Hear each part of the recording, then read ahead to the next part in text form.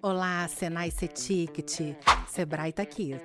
Pequenas dicas para implementar no seu currículo para ele se tornar imbatível. Clareza, não inventa, bota as fontes necessárias, bota um currículo claro de fácil leitura.